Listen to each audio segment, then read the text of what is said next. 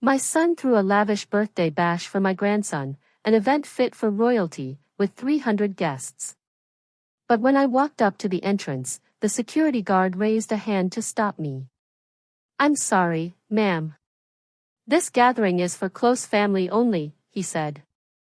I smiled at him politely, though my heart pounded.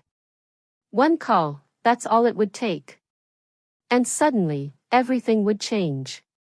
People would be stunned. But I want to share my journey with you. Read on, and drop your city in the comments so I know how far this story travels.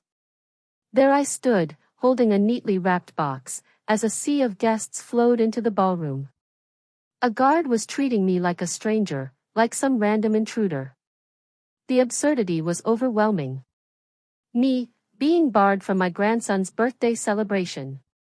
"I'm sorry, ma'am, but this is family only," the man repeated, tone steady but impersonal. His badge read Marcus. He wouldn't even look at me. The words stung deeper than I expected. "But I am family. I'm Cedric's grandmother, and I've been in his life since his first breath." I tried to keep my voice calm. "There has to be a misunderstanding. I'm Bernice Caldwell. Cedric is my grandson." Marcus fidgeted and checked his clipboard. "I'm sorry, ma'am. You're not on the list." The guest list was very specific. Through the glass doors behind him, I saw it all, an enormous bounce house styled like a castle, tables lined in satin blue, balloons in every shade. The party must have cost more than a new car. Damon, my son, had pulled out all the stops for Cedric's 7th birthday. "Please, just confirm with my son, Damon Caldwell." "He's Cedric's father," I said. "I'll need to speak with Mrs. Caldwell," Marcus said, grabbing his radio. But before he could press the button, I heard the sharp sound of stilettos clicking on marble. Joy, my daughter-in-law, emerged like she was walking a runway. Dressed to perfection, her hair in soft waves, she looked like someone who'd never once been denied anything in her life. "Oh, Bernice," she said, feigning surprise, her voice dripping with sweetness. "What brings you here?" It felt like a slap. What brought me here? The same thing that brought everyone else, my grandson. "I came to celebrate Cedric's birthday," I replied quietly. "I have a present for him." Joy's lips curled into what could have been a smile, but it felt more like a challenge. "Oh honey, didn't Damon mention? We decided on a more intimate celebration this year. Just close family." I glanced past her into the crowded room. If 300 people counted as small, then I was the Queen of England. Strangers filled the space, colleagues, acquaintances, even people I'd never met. But somehow, I didn't qualify as immediate family. "Joy, please," I said, my voice cracking. "I just want to wish Cedric a happy birthday." She didn't move. "He's busy with his little friends right now," she replied smoothly. "Maybe we can do something quieter later. Something more appropriate." More appropriate. The words echoed through my mind like a cruel joke. Appropriate? I had rocked Cedric to sleep as an infant, soothed his cries, played peekaboo while Joy was off getting massages or facials. And now I was deemed inappropriate? "Where is Damon?" I asked, my voice rising slightly. "I need to talk to my son." "He's managing the party," Joy said airily. "There's so much to oversee at events like this." Just then, I saw Cedric through the glass, dressed smartly, laughing, darting through the crowd with joy on his face. He looked radiant. My heart clenched. The loneliness I'd battled since my husband passed 5 years ago came crashing back. "I'll just leave this for him," I said, holding the gift out to Marcus. It was a remote-controlled helicopter. Cedric had begged for one, and I'd saved for months to afford it. Joy tilted her head. "How sweet," she said, but she didn't take it. "I'll make sure he gets it." The message was clear. I wasn't welcome here. In minutes, I'd gone from cherished grandmother to dismissed outsider. The woman who'd spent countless hours nurturing this child was now standing on the sidelines. I turned away. My legs felt like anchors. Behind me, Joy's voice turned syrupy as she greeted others. Come in, come in. Cedric will be thrilled to see you.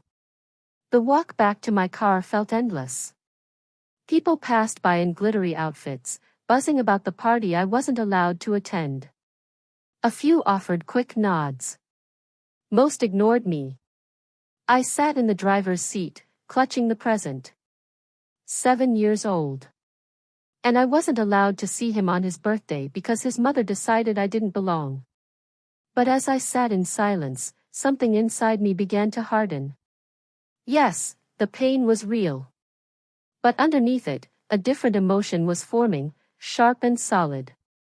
I'd seen the manipulation for months. The slow erosion of my role. The way Joy's requests always made me feel like I owed her something. I unlocked my phone and scrolled through my contacts until I found the name. My finger hovered for a moment. Calling would change everything. But I pressed it. The line rang twice. First National Bank, this is Rebecca speaking. Hi Rebecca, this is Bernice Caldwell. I need to ask you something about my daughter-in-law's accounts. The party was still roaring when I hung up 20 minutes later. I could still see the dancing and laughter through the windows. But I didn't feel weak anymore. I wasn't just hurt. I was ready. I started the engine. The helicopter gift sat beside me. Cedric would get it soon enough. But first, Joy was going to learn what it felt like to be powerless. As I drove home, the humiliation began to give way to reflection. When had I become an outsider in my own family? When had loving my grandson turned into something unwanted? The truth arrived the moment I parked my car. It began the day Joy discovered I had money. 8 years ago, Damon had brought her home for dinner. She was young, cheerful, and my son seemed truly happy for the first time in years. She worked as a receptionist, not glamorous, but she was driven and spoke of her dreams. I just want Damon to have everything he deserves, she'd said over coffee. He works so hard. I was charmed. I believed her. When they married just 6 months later, I welcomed her with open arms. The first financial request came during their honeymoon. Joy called from Bali, in tears. Their rental car had broken down. They needed $500. I'm so ashamed to ask, she sobbed. But we spent everything on the wedding. We just want this trip to be special. Of course, I wired the money. What kind of mother wouldn't? That one broke me. The unspoken promise of grandchildren held out like bait to a widow desperate for connection. When Joy told me her student loan debt was preventing them from moving forward, I covered the $23,000 without hesitation. I thought it would be the last big ask. But when Cedric was born, the requests didn't stop, they simply evolved. Joy claimed the pregnancy had been financially draining. Even with insurance, she said, they were buried in bills. She held Cedric on her hip, rocking gently as she looked at me with tired eyes. I hate to ask, she murmured, but we're barely staying afloat. We don't want financial stress to affect our baby's environment. So I sent another $12,000. It was for Cedric, after all. The pattern crept in slowly, so gradually that I didn't recognize the manipulation until years had passed. There was always a reason, always some emergency looming large enough to justify the plea. And I, the ever-willing grandmother, was always the answer. Daycare became too expensive. Could I help, just for a while? Until Joy found better work, they said. 2 years later, I was still paying $800 a month. Their apartment grew too cramped, they said. Cedric needed a yard. Could I help them secure a home loan? I co-signed on a house I couldn't afford for myself.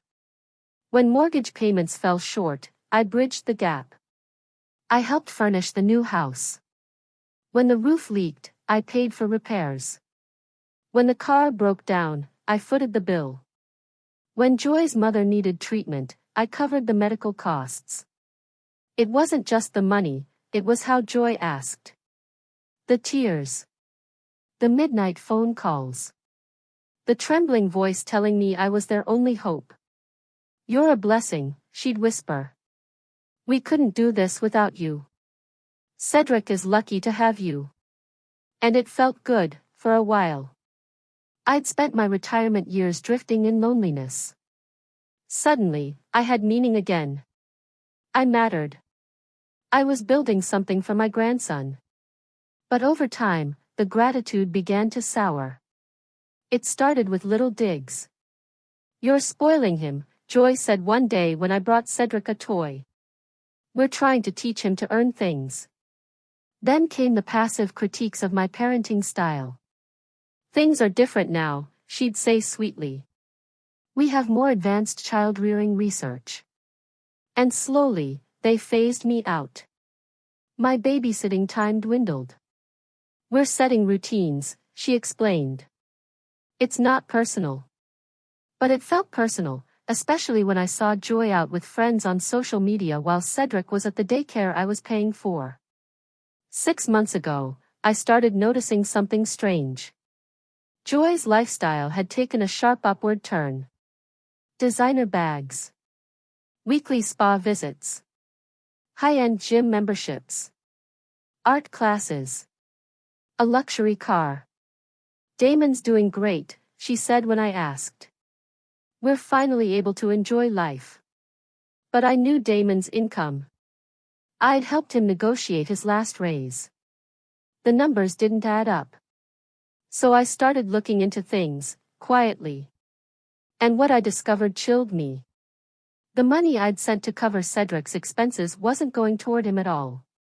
Joy had been diverting it to a private account, her personal slush fund.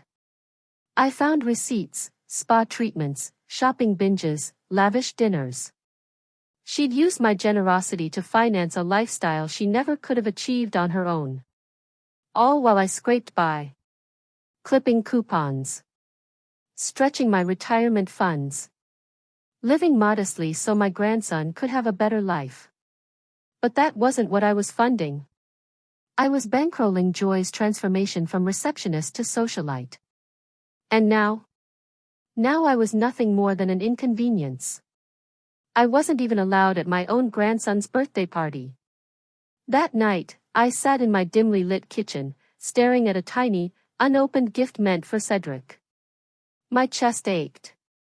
But beneath the sorrow, something had shifted. I wasn't just sad. I was furious. 8 years.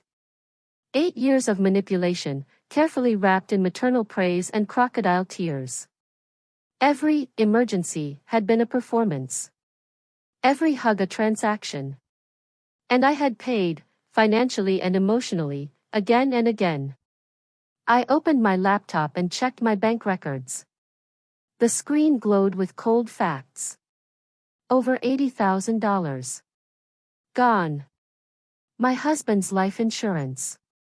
My careful savings. Years of frugal living, all handed over, piece by piece. For what?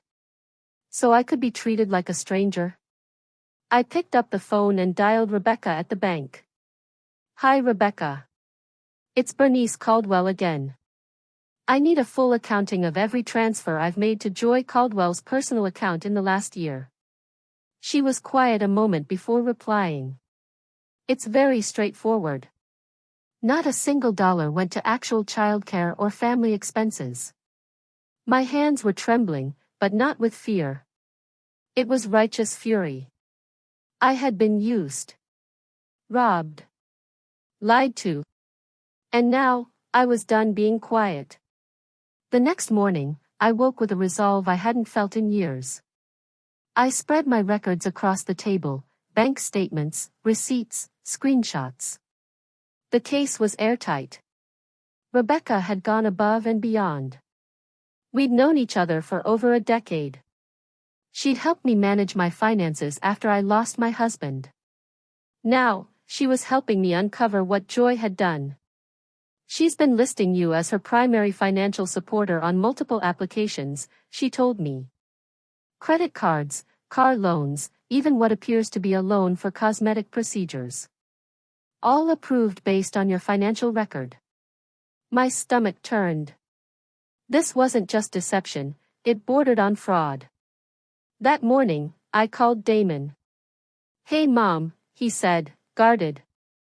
"How are you?" "I'm calling about yesterday," I said, keeping my voice even. "The party." He sighed. "Look, I'm sorry about the mix-up. Joy was just trying to keep things simple." 300 people isn't exactly simple, I said. Co-workers from out of state were invited. But not Cedric's grandmother. He fumbled.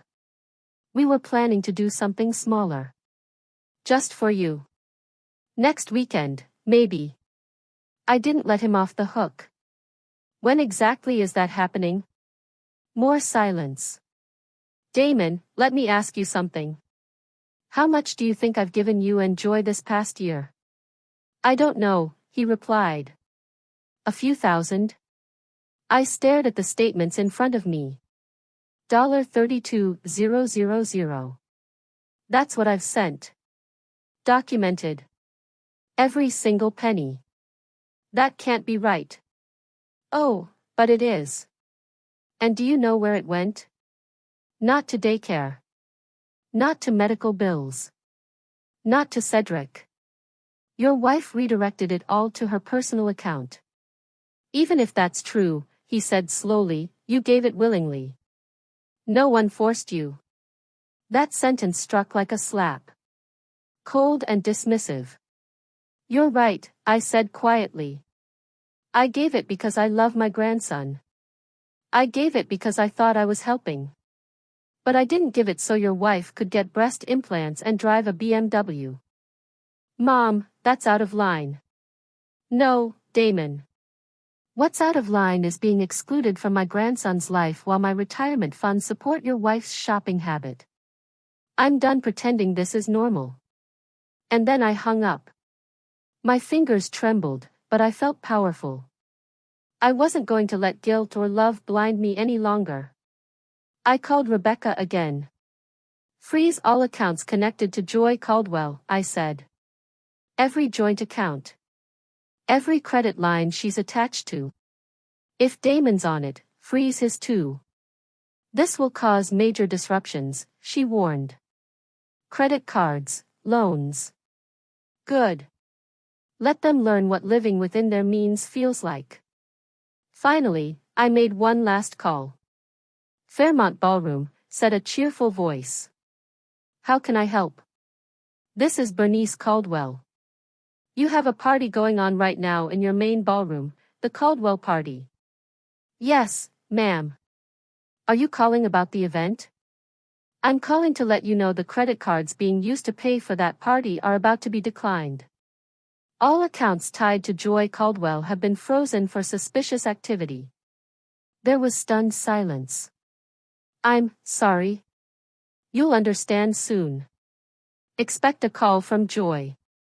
When she panics, you'll know why. I just wanted to give you a heads up. And how will the bill be paid? She asked carefully. I thought of all the money I'd unknowingly poured into that party. That's no longer my problem.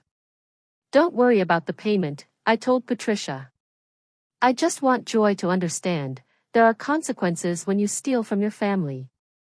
I ended the call and realized I was smiling. A real smile, the first in ages. For once, I wasn't mourning. I was moving. And the fallout didn't take long. At exactly 3:47 p.m., just as I imagined the party wrapping up, my phone rang. I let it go to voicemail. It rang again. Then again. By the fifth call, I picked up. What the hell did you do? Joy's voice was frantic, her panic dripping through the phone. I stopped enabling you, I said, settling into my favorite chair. You crazy old woman. Do you have any idea what you've done? About as much as you did when you blocked me from my grandson's birthday. This is nothing like that, she shrieked. Everyone saw. My cards declined, right in front of 300 people. I was publicly humiliated.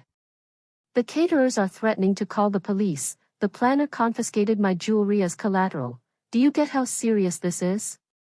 I almost had to respect her commitment to drama. Even now, she tried to spin herself as the wounded party.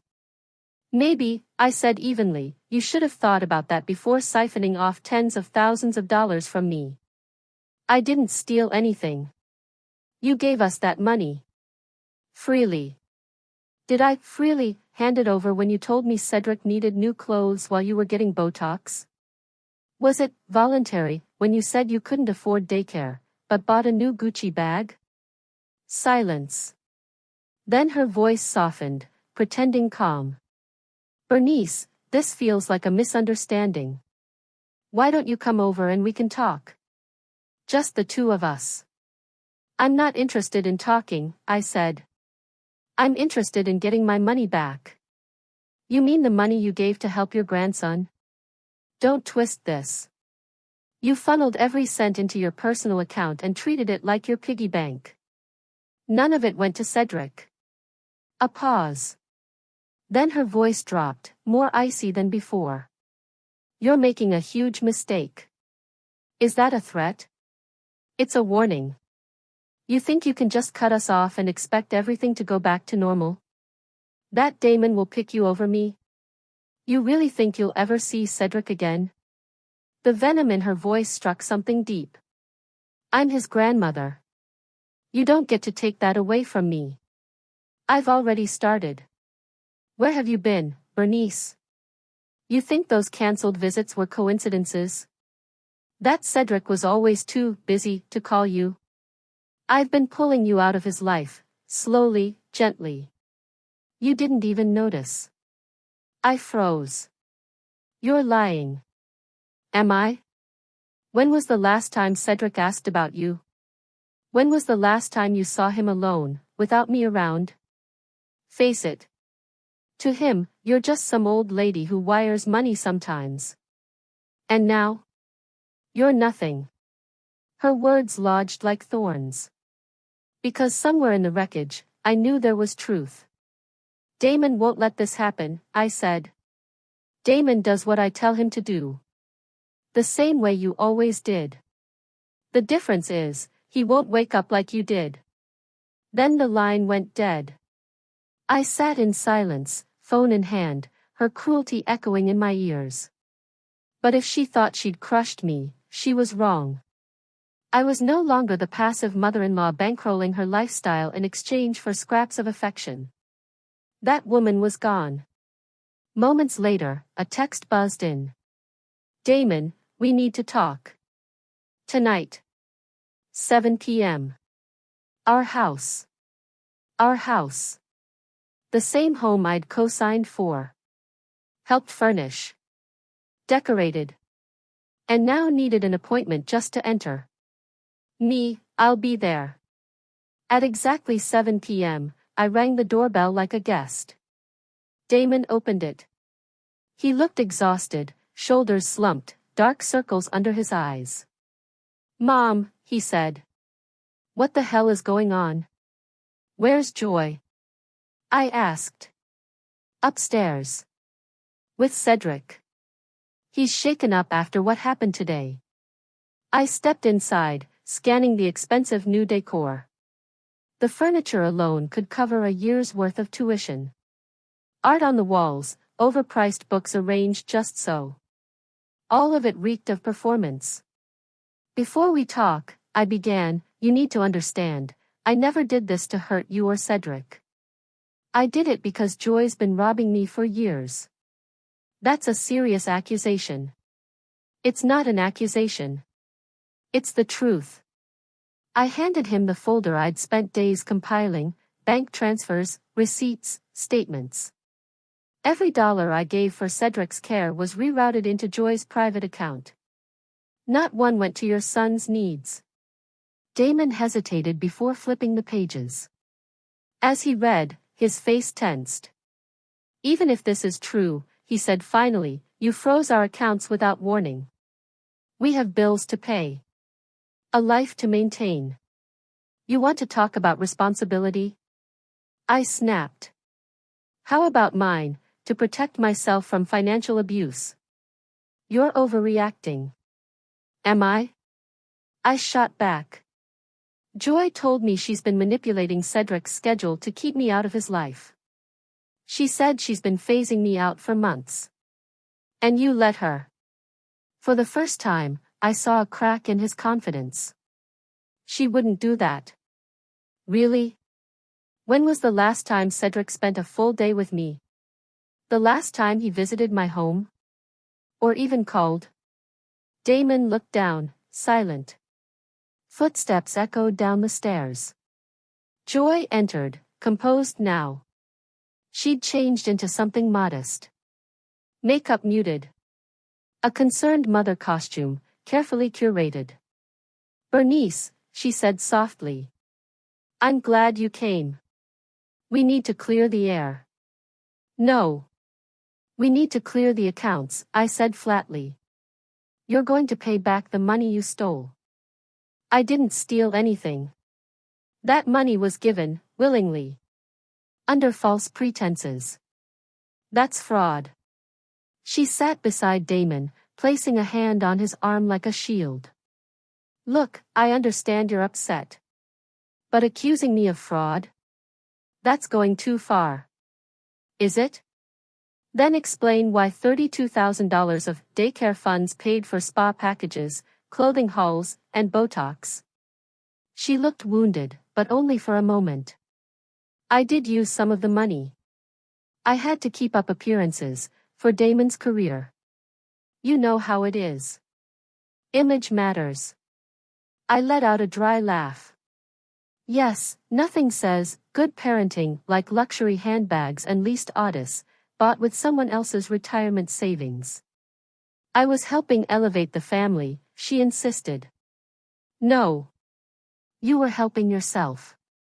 Damon finally spoke. Joy, is this true? She sighed. It's not as black and white as she makes it seem. It's not complicated, I cut in. She lied to both of us. The only question is what you plan to do now. The room fell into heavy silence. Damon glanced back at the paperwork. His face shifted, realization setting in. The mask he'd worn cracked as truth stared back at him. How much? He asked. $87,000, I said. Including loans she took in my name. Without consent. Joy jumped up, fury flashing across her face. You can't prove that. I already have, I said. The bank has the paperwork. The loans. The forged applications listing me as guarantor. For the first time, she looked afraid. Cedric needs stability, she shouted. A mother who isn't stressed. A family that looks successful. I did this for him. No. You did this for you, I said, standing. And now it's over. As I walked to the door, she screamed after me. You'll never see him again. I'll make sure of it. I didn't turn around. We'll see about that. Once home, I made another call, this time not to the bank, but to my lawyer. Patricia Rise had seen me through the darkest chapters of my life, my husband's death, financial transitions, probate headaches. She was battle-tested, calm, and sharp as a blade. After scanning my documents, she looked up with a raised brow. Well, your daughter-in-law's been busy, she said. We're looking at financial deception, possible elder exploitation, identity misuse. This is serious. Can we get the money back? We'll try. More importantly, we'll make sure she's held accountable. But this isn't just about the money anymore, Bernice. This is about your rights. I nodded. Joy's threat still echoed in my ears. You'll never see him again. She told me she's cutting me off from Cedric. That she's already been doing it. She can't do that without legal basis. Grandparents have rights, especially when there's evidence of misconduct. And fraud is misconduct. Patricia studied me, her voice measured. But you need to ask yourself, are you ready for the fallout? This won't just touch Joy. It's going to touch Damon, too. I stared out her office window, thinking of the man my son had become. A man who once trusted me. A man now too entangled to see he was being used. My relationship with Damon is already broken, I said quietly. Maybe it's time he learns that protecting a lie has a cost. Patricia nodded. Then we start with a demand letter, full repayment, plus interest and legal fees. If she refuses, we move forward with charges. How long? Depends on how smart she is, she said. If she's smart, this ends quietly.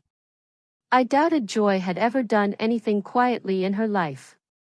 But she was about to learn, I wasn't the woman she thought she could silence anymore.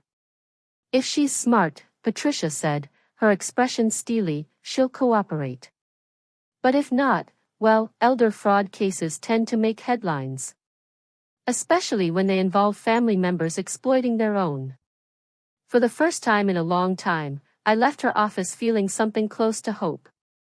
Someone was finally on my side, someone who understood that what happened to me wasn't a misunderstanding. It was a crime. The letter went out the very next morning. By lunchtime, my phone was ringing. Mom, what is this? Damon's voice was taut with tension, tired and angry. It's a demand for repayment, I said plainly. Your wife stole from me. I want my money back. She didn't steal anything, he snapped. You gave us that money. You offered. I gave it under false pretenses. That's not a gift. That's fraud, Damon. And if you don't see that, then you're complicit. You're going to blow up our whole family over money? No, I said, steady. I'm protecting myself from people who only see me as an ATM. That's not fair. Joy cares about you. Joy cares about my bank account. Let's not confuse the two.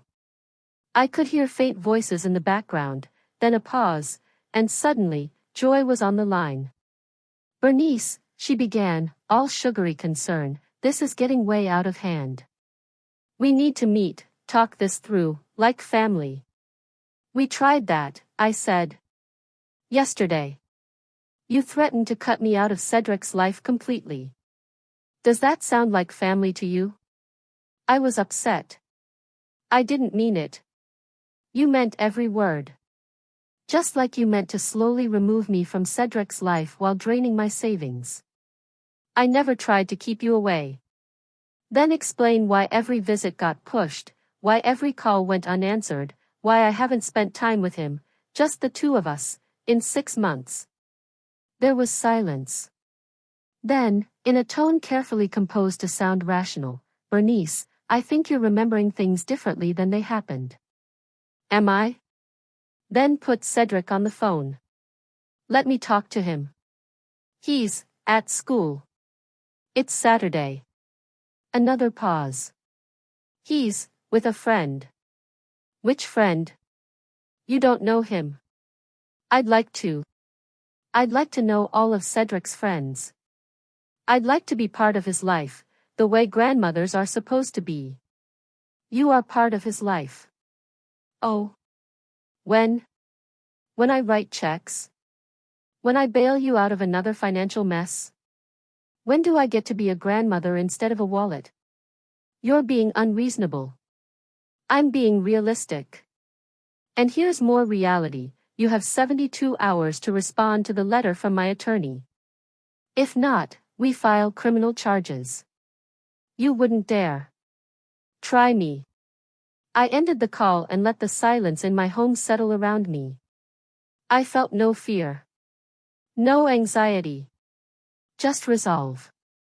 The line had been drawn. And there was no stepping back. What I didn't expect was the next phone call, from Damon's older sister, Michelle. She lived in Portland, and usually stayed far from family drama. But apparently, this situation had pulled her in. "Bernice, what's happening?" she asked, clearly shaken. "Damon just called me, he's losing his mind." "Something about a lawsuit and money?" I told her everything, calmly, clearly. From the lies and the manipulation, to how I'd been quietly pushed out of my grandson's life while still bankrolling their lifestyle. When I finished, she was quiet for a long time. "I had no idea it was this bad," she finally said. "I mean, I always knew Joy was a lot to handle. But this? Did you know she was keeping me away from Cedric? I noticed you never mentioned him much anymore. I figured maybe things were just busy." I thought so too. I thought I was being edged out because I wasn't needed anymore. But I was needed. Just not as a grandmother, as a funding source. "What can I do?" The question caught me off guard. "I don't know," I admitted. "I think I just needed someone to see I'm not the one tearing this family apart." "You're not the problem, Bernice. You're the one who's been taken advantage of. And it's about damn time someone stood up for you. Damon thinks I'm destroying our family. Damon thinks whatever Joy tells him to think. He always has. I don't want to lose him. I think, in some ways, you already have. But this way? You might just win Cedric back." That night, as I was preparing dinner, I heard the familiar crunch of tires in my driveway. I peeked through the window. It was Damon. Alone. I opened the door before he could knock. "We need to talk," he said. "Come in." He stepped into my living room and glanced around, as if he hadn't really seen it before. The simple furnishings. The handmade decor. The neat, modest life I'd built for myself. It looked nothing like the upscale home I'd helped him buy. "I found them," he said, voice low. "Found what?" "The receipts. The ones Joy didn't want me to see. Spa visits. Shopping trips. Charges stacked high on credit cards. I found them hidden in the back seat of her car." I sat down slowly. "How much?" "Thousands. Maybe more. All tied to accounts she said were temporary, just for building our credit. She used my name, my assets. And she's been doing it for years." He nodded, shame written all over his face. "I asked her about the money. About why she kept you from Cedric. She didn't deny it." "What did she say?" "She said you were overbearing. That you wanted too much control. That she was protecting Cedric, protecting me." "And you believed her?" "I wanted to," he admitted. "It was easier than facing the truth, that my wife has been lying to me. For years." He sat down heavily, burying his face in his hands. "I've been such a fool." "Yes," I said. "But you weren't alone. She fooled me too." "What do I do now?" "You decide what kind of man you want to be," I said. "Do you stand by her, knowing what she did? Or do you protect your son from someone who's been manipulating your entire life?"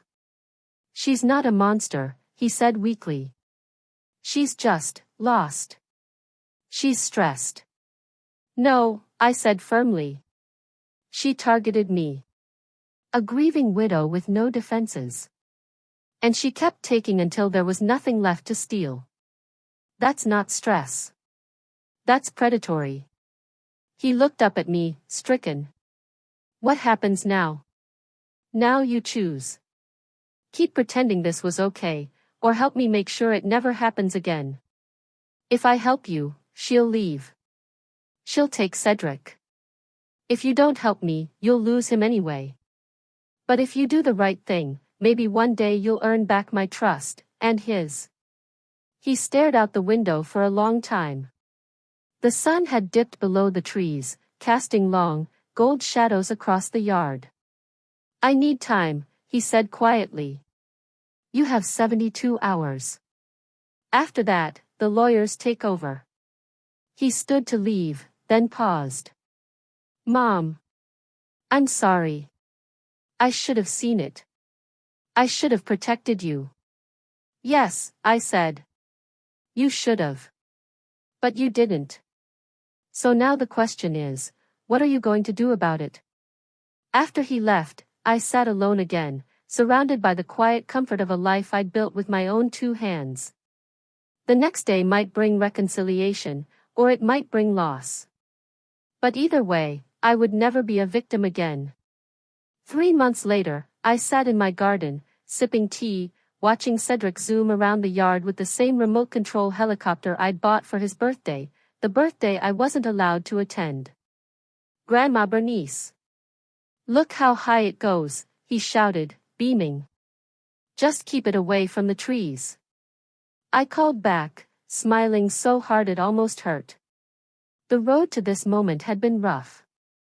After my confrontation with Damon, things had spiraled. Joy fought back with everything she had, tears, guilt, manipulation, and finally, desperate legal posturing. She tried to paint me as bitter. Claimed I was making it all up out of jealousy. Accused me of memory problems, of senility. But Patricia had been right from the start. Facts don't lie. Bank records don't forge themselves. And Joy had left a trail a mile wide. When the threat of criminal charges became real, she caved. The settlement was thorough, full repayment of the $87,000, with interest and attorney fees. Every financial tie between us severed. And most importantly, a court-enforced agreement guaranteeing my right to see Cedric. But that wasn't the real win. The real win was Damon finally opening his eyes. The divorce was finalized last month. Joy had fought for custody, but the evidence of financial misconduct ruined her case. The court granted Damon full custody, with Joy limited to supervised visits and ordered to pay support. The irony wasn't lost on me. She's moved back to Ohio, Damon told me over one of our new weekly dinners. Living with her mother. Working in a call center. Tiny studio apartment. Reality, it seemed, looked very different without my checkbook behind it. I felt a twinge of pity for her. But only for a moment. She made her choices. Now, she was living with them. And I? I was finally living for myself. How's Cedric adjusting? Better than I thought he would. He misses her, sure, but he's calmer, more at ease now. It's like he finally feels safe. I understood completely. Kids pick up on the emotional current in a home, even when the adults try to hide it. Cedric had been living in a house full of secrets, paid for with stolen funds, held together by lies. Now, he was in a modest home, with fewer luxuries, but full of truth. Grandma, can we bake cookies now? Cedric ran toward me as I rocked on the porch swing. Absolutely, sweetheart. What kind do you want? Chocolate chip, with extra chips. I laughed, remembering how Joy always criticized my desserts, accusing me of ruining their parenting with sugar. Now, I could treat Cedric freely, like grandmothers are meant to. In the kitchen, while measuring flour and sugar, Cedric chattered about school, his buddies, and his summer plans. He seemed lighter, more open and relaxed. The cautious silence he developed over the last year had vanished. Grandma, can I ask you something? Of course, baby. Why did Mommy leave? I paused, choosing my words carefully. Damon and I had agreed to keep the truth age-appropriate, shielding Cedric from the darker truths. Sometimes adults make mistakes, I said gently. Your mom made choices that hurt people. Now she has to take responsibility for them. Did she hurt you? Yes, she did. But it's not your fault. And I still love you very much. I'm glad you're around more now. Me too, sweetheart. Me too. Later, after Damon picked him up, I poured a glass of wine and watched the sun set, streaking the sky with gold and rose. My phone buzzed, a text from Michelle. Saw the pictures of you and Cedric baking. You both look so happy. I'm proud of you for standing up for yourself. I smiled, typing back, best choice I ever made. And it was true. Confronting Joy had been terrifying, but it gave me my life back. I was no longer just someone people came to when they needed money or help. I had reclaimed my value, as a grandmother who loved her grandson, a mother deserving of respect, and a woman who wouldn't be used anymore. The settlement had repaired my retirement fund, sure. But more importantly, it had reminded me of something I'd almost forgotten. I was more than just a financial lifeline. I had boundaries, needs, and the right to be treated with dignity. Damon and I were slowly rebuilding our relationship. It wasn't easy. There were tough conversations, some awkward, some painful, but for once, they were honest. He was beginning to see the ways he'd enabled Joy, the red flags he ignored. I keep thinking about all the signs, he told me one evening. The way she always had a reason. The guilt trips. I let her convince me you were the problem. She was convincing, I said. She told us exactly what we wanted to hear. But you finally opened your eyes. You took a stand. I got tired of being treated like an ATM, he said. It took too long. But I'm done. Now, 3 months later, I was planning Cedric's 8th birthday. No over-the-top guest list or fancy venue, just a backyard barbecue with his classmates, homemade decorations, and a grandmother who was actually welcome this time. I want to help with the party, Damon had said when I mentioned it. I want to do it right. What do you mean? I mean, I want to plan something for Cedric, not to impress people. A party where the people who love him are all there. That sounds perfect, I told him. As I took the last sip of wine and headed inside, I thought about who I'd been a year ago, lonely, manipulated, clinging to the smallest crumbs of affection from people who valued my wallet more than my heart. That woman was gone. I was someone new, someone who understood her worth and demanded better. Then my phone rang. The number wasn't familiar. Hello? Is this Bernice Caldwell? The voice was young, hesitant. Yes, who's calling? My name's Sarah Martinez. I got your number from a mutual friend.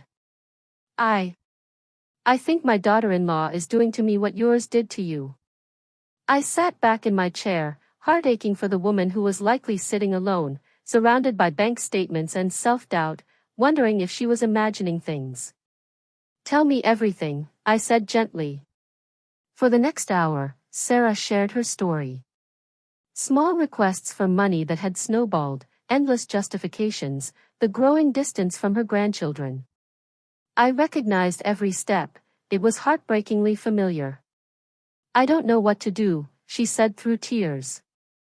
I love my son. But I can't keep living like this. You don't have to, I told her. You have options. You have rights. And you're not powerless. But where do I even begin? Start by writing everything down. Every penny, every excuse, every interaction. Then get a lawyer. I'm scared. I was scared too. But staying scared means staying trapped. You deserve better. We talked for another half hour. By the end, Sarah's voice was steadier. I gave her Patricia's number and made her promise to call Monday morning. After I hung up, I felt something shift inside me. I wasn't just someone who'd made it through the storm. I could be a lighthouse for others still lost in it. 6 months later, I sat in Patricia's office with 3 other women who had also been financially manipulated by family. We'd formed a support circle, informal but powerful. We shared resources, legal advice, emotional support. The hardest part, said Margaret, whose son-in-law stole from her for half a decade, is realizing someone you love can see you as a bank account, not a person. And the most empowering part, added Ruth, whose daughter forged checks in her name, is knowing you don't have to accept it. I nodded, remembering that painful day I stood outside Cedric's birthday party, unwelcome. What saved me wasn't money. It was realizing I deserved better. Not because I was flawless, but because I was enough. Now, I had my grandson back. I had my dignity. I had my voice. That afternoon, I picked Cedric up from school and we went to the park. As he laughed on the swings with his friends, I felt real peace. I hadn't just won access to him, I'd reclaimed the right to belong in his life, not on someone else's terms, but on my own. "Grandma, push me higher," he shouted. "Hang on." I called, laughing, giving him a push that sent him flying. As I watched him soar, fearless and full of joy, I smiled. We were both free at last. And now that you've heard my story, I'm curious, what would you have done in my place? Have you ever gone through something similar? Share your thoughts in the comments. And while you're here, stick around, 2 more incredible stories are coming up on screen. They're some of our community favorites, and I promise, they'll leave you thinking. Thank you for staying with me to the end. Then came requests for help with rent, furniture, and later, her student debt. She said she couldn't sleep from the stress. The doctor says anxiety can affect fertility, she told me. And we want to start a family so badly. That last part got me. I couldn't resist the hope of grandchildren. I paid off $23,000 in student loans. Then Cedric arrived. I thought that would end the requests. But Joy claimed the pregnancy had been expensive. The insurance hadn't covered everything. "We're drowning in bills," she'd said, rocking baby Cedric. She cried. I paid. Again and again. Daycare costs. Temporary help. Then a new apartment. Then they wanted a house. "It's for Cedric," she said. "He needs space to grow." I co-signed the mortgage. When they struggled with payments, I stepped in. Roof repairs, broken down cars, her mother's sudden illness, I footed the bills. It wasn't just the money, it was how she asked. With tears. With praise. She made me feel like the only person who could save the family. "You're such a blessing," she'd say. "Cedric is lucky to have you." The flattery was intoxicating. It gave my retired, widowed life new purpose. I mattered again. But over time, things changed. She criticized my gifts to Cedric. Said I was overindulgent. Questioned my advice. Told me parenting had evolved. My babysitting offers were declined. Meanwhile, Joy was out socializing, while I was still covering daycare. 6 months ago, her lifestyle became unrecognizable. Designer outfits. Luxury gym. A fancy car. She claimed Damon's career was booming. But I knew his salary. The numbers didn't add up. So I dug deeper. Quietly. What I discovered floored me. The funds I'd been sending for Cedric, none of it went toward him. Joy was funneling it into her private account. I saw the receipts. Spa treatments. Fine dining. Lavish shopping sprees. I'd unknowingly paid for her transformation, from broke newlywed to socialite. While I cut coupons, she lived lavishly. It wasn't just betrayal. It was theft, of my trust, my generosity, and my role in Cedric's life. That night, I pulled up every financial record. The truth was clear. Over $80,000 sent over the years. My retirement.